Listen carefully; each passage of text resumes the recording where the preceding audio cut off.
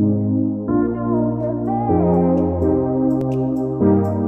Mads. Hej. Vi står her på Grøn Koncert. Vi får lov til at komme ind i Mads Langers telt om backstage. Mads, velkommen til. Tak skal du have. Hvordan er du kommet på den her idé med konkurrencen om at få nogle nye talenter op på scenen? Hvad er motivationen? Hvad er ideen bag det? Jamen ideen er egentlig, at jeg selv drømte rigtig meget om at stå op på den der scene engang, at jeg selv gik i gymnasiet og så videre, og tænkte, hvordan kunne jeg muliggøre det for nogen, der selv har drømmen, og nogen, der har talentet og så videre. Jeg synes, det er vigtigt. Jeg har fået hjælp af nogen på min vej, og jeg vil rigtig gerne hjælpe nogen, der selv er på vej til også at få en platform.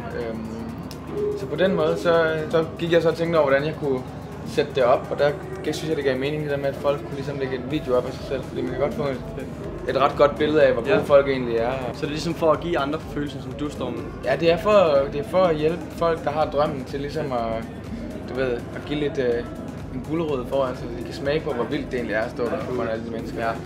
Hvordan har det været så indtil videre at spille med de unge talenter? Jamen, det har været helt fantastisk. De har været så dygtige. Jeg har jo været heldig, der har været hundredvis, der har søgt om det, så eller sendt videoer ind, så det har ikke været svært at finde nogen, der var rigtig gode. Der er faktisk mange, der ikke kom med, som var gode nok til at komme med, så jeg synes faktisk, at alle dem, der har været med, har været vildt dygtige. Men nu er det sidste sted, der er Grøn Koncert.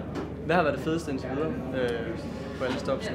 Jeg skal kigge tilbage på den her Grøn Koncert, så er det her med de gæstesolister, der ligesom har været noget særligt, både for mig, men også for publikum. Det er sådan en, man kan mærke det der med, at vi også har meget været lokale artister, eller lokale unge mennesker, der har været op og spille, så der har også været mange, der har hæppet på dem, og det vil jeg se tilbage på som noget helt særligt. Fedt. Jamen, tusind tak for det. Selv tak.